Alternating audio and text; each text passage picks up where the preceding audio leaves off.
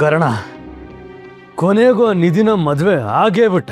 ನಮ್ಮ ಡ್ಯಾಡು ನಾನು ಹಂಗೆ ಮಾಡ್ತೀನಿ ಹಿಂಗೆ ಮಾಡ್ತೀನಿ ಅಂತ ಓವರಾಗಿ ಬಿಲ್ಡಪ್ ತಗೊಂಡು ಕೊನೆ ಮಕಾಡ ಮಲಗೋದು ಹೇಗೆ ಅಂತ ಪ್ರಾಕ್ಟಿಕಲ್ ಆಗಿ ಪ್ರೂವ್ ಮಾಡಿಬಿಟ್ರು.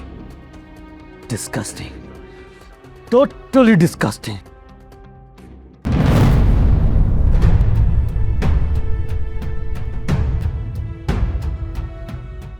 ಏ ಕನ್ನಡಕ ಇಲ್ಲೇನ ಮಾಡ್ತಿದ್ಯಾ? Just get lost.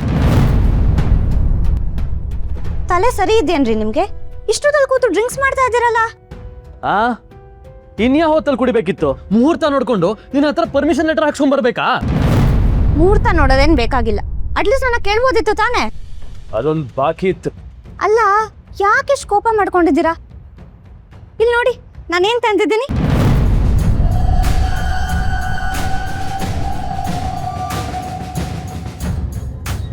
MS ರೀ ಎಕ್ಸಾಮ್ ಬರೆಯೋದಕ್ಕೆ ಅಪ್ಲಿಕೇಶನ್ ಕೊಟ್ಟಿದ್ದಾರೆ. ನೀವು ಖಂಡಿತ ಬರೀಲೇಬೇಕು. ಆವಾಗ MBBS ಫಸ್ಟ್ ಇಯರ್ ಅಲ್ಲಿ ಕುತ್ಕೊಳ್ಳೋ ಪ್ರಾಬ್ಲಮೇ ಇರಲ್ಲ.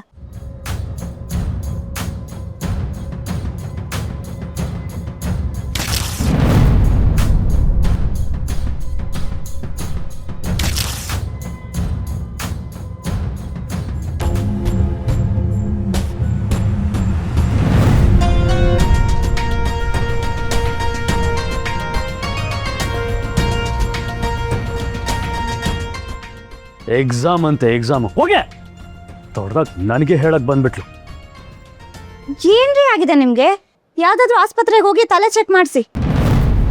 ಏನೋ ಪಾಪ MBBS ಫಸ್ಟ್ ಇಯರ್ ಅಲ್ಲೇ ಕುತ್ಕೊಂಡು ಒದ್ದಾಡ್ತಾ ಇದ್ದೀರಾ ಅಂತ ಹೆಲ್ಪ್ ಮಾಡೋಣ ಅಂತ ಬಂದ್ರೆ ಇಷ್ಟೊಂದು ಕೊಬ್ಬ. ಸರಿ, ನಿಮ್ಗೆ ಇಲ್ಲಿ ಕುತ್ಕೊಂಡು ಗ್ಲಾಸ್ ಹಿಡ್ಕೊಂಡಿರೋದೇ ಜಗತ್ತಿನ ಮೋಸ್ಟ್ ಇಂಪಾರ್ಟೆಂಟ್ ಕೆಲಸ ಅಲ್ವಾ? ಫೈನ್ ದೆನ್, ನಾನು ನಿಮ್ ಜೊತೆನೆ ಕೊಡ್ತೀನಿ. ಡ್ರಿಂಕ್ಸ್ ಮಾಡೋದ್ರಿಂದ ಟೆನ್ಷನ್ ಎಲ್ಲ ಹೋಗ್ಬಿಡೋದಂತ ನಾನು ಚೆಕ್ ಮಾಡ್ತೀನಿ.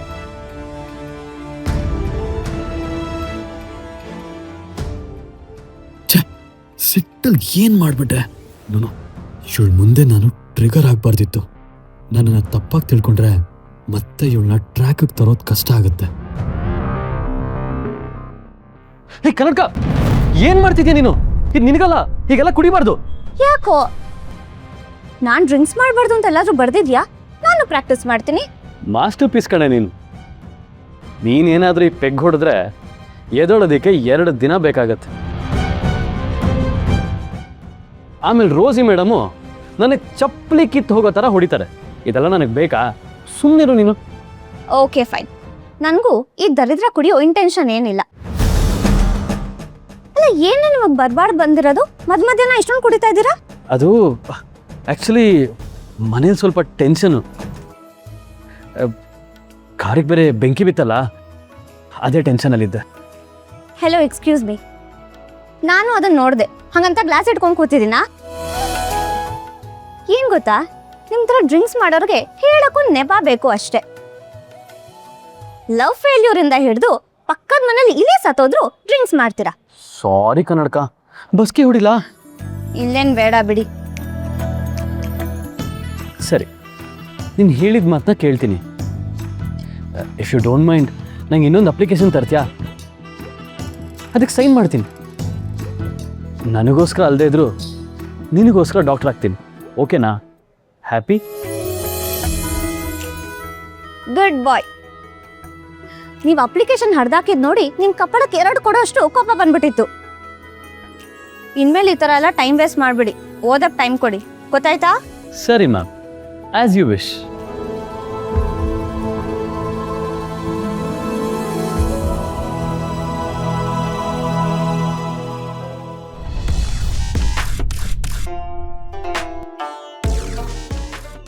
ನಾನೆಂಥ ಫೂಲು, ಒಂದು ಗೊತ್ತಾಗದೆ ನಿತ್ಯಾಗ ಅನ್ಯಾಯ ಮಾಡಿಬಿಟ್ಟೆ.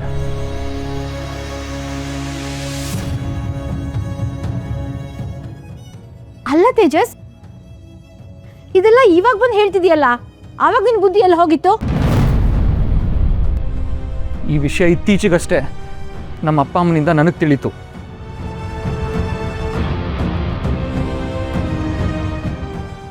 ಅಷ್ಟೇ ಅಲ್ಲ, ನನ್ನನ್ನು ನಿತ್ಯನ ಕರ್ಣ ಒಂದು ಮಾಡೋಕ್ಕೆ ಬಂದಾಗಲೂ ಇವ್ರು ನನ್ನ ಮನಸ್ಸಲ್ಲಿ ವಿಷ ತುಂಬಿದ್ರು.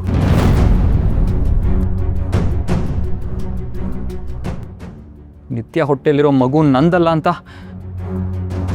ನಂಬಿಸಿದ ಇವರೇ.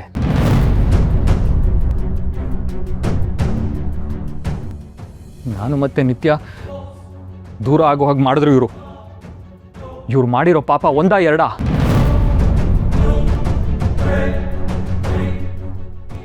ನಮ್ಮ ಬದುಕೆ ಸರ್ವನಾಶ ಆಗೋಯ್ತು.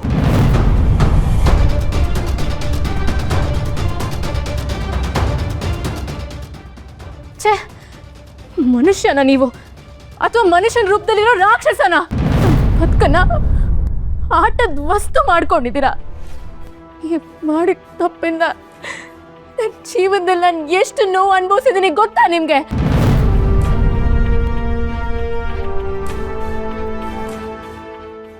ಹೇಗೆ ಹೇಗೆ ಇಷ್ಟು ಜನದ ಬದುಕಿಗೆ ಬೆಂಕಿ ಇಟ್ರಿ ನೀವು? ಯಾವ ಸುಖಗೋಸ್ಕರ ಹೀಗೆಲ್ಲ ಮಾಡಿದ್ರಿ?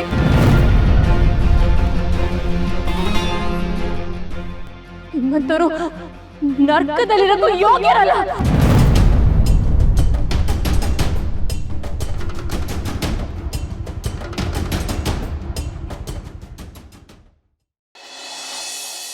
ಮದುವೆ ಆಯಿತು, ರಿಸೆಪ್ಷನ್ನ ಗ್ರ್ಯಾಂಡಾಗಿ ಮಾಡೋಣ. ಹಾಂ, ಎಲ್ಲರನ್ನೂ ಕರಿಬೇಕು. ಲೀಸ್ಟ್ ಮಾಡ್ಕೊಳ್ಳಿ ಅಪ್ಪ. ನಿತ್ಯ,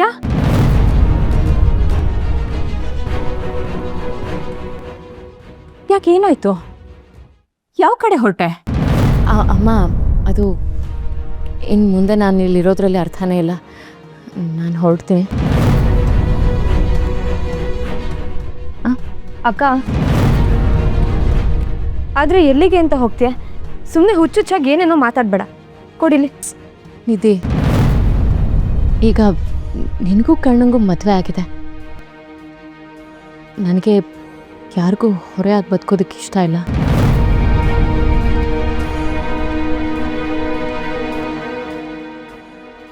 ಕೆಲವೊಂದು ಸತಿ ಇರೋ ಜಾಗಕ್ಕಿಂತ ಹೋಗೋ ದಾರಿನೇ ಹೆಚ್ಚು ಗೌರವ ಕೊಡುತ್ತಂತೆ. ನಾ ಹೊರಡ್ತೀನಿ ಕಣ. ನಿತ್ಯ ಅವರೇ, ನೀವು ಹೊರೆ ಆಗ್ತೀರಂತ ಯಾರು ಹೇಳಿದ್ದು?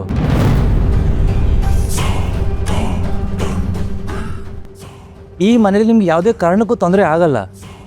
ಹೋಗೋ ಮಾತಾಡಬೇಡಿ ಪ್ಲೀಸ್. ಈ ಮನೇಲಿ ನನ್ನ ಅಸ್ತಿತ್ವ ಏನು ಅನ್ನೋದು ದೊಡ್ಡ ಪ್ರಶ್ನೆನೇ ಆಗಿದೆ.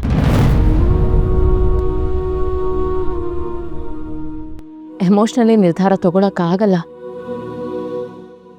ನೋಡಿ, ದಯವಿಟ್ಟು ನನಗೆ ಒತ್ತಾಯ ಮಾಡಿಬಿಡಿ. ನಾ ಹೊರಡಬೇಕು.